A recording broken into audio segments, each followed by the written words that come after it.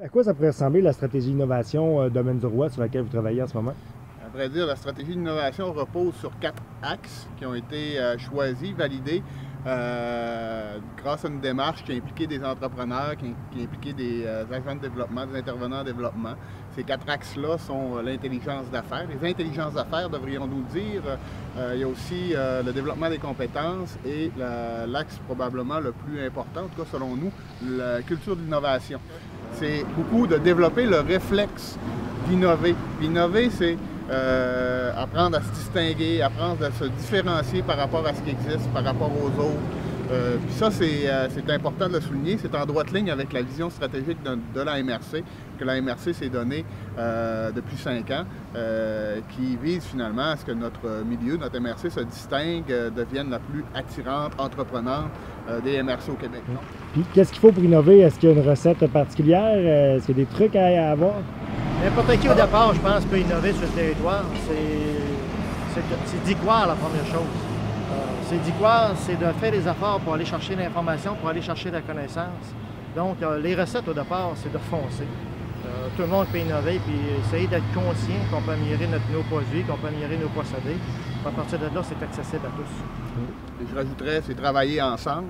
Je pense qu'on a une bonne relation entre les organisations de développement, avec les entreprises, mais si on veut véritablement créer une synergie autour de l'innovation, il faut vraiment apprendre à travailler ensemble en réseau, d'une manière encore plus importante, en synergie.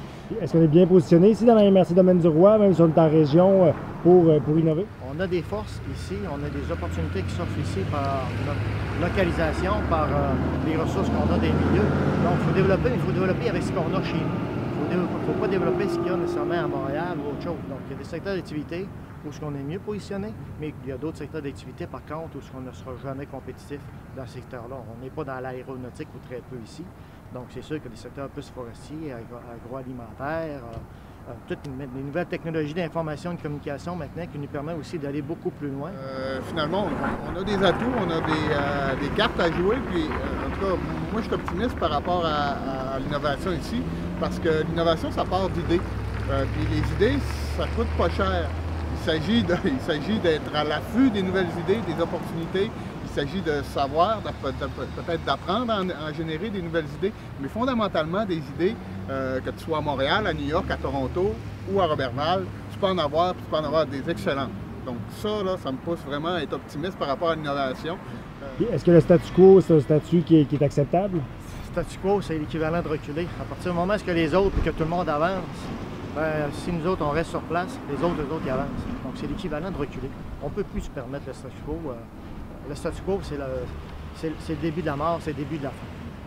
Messieurs, je vous remercie beaucoup. Merci.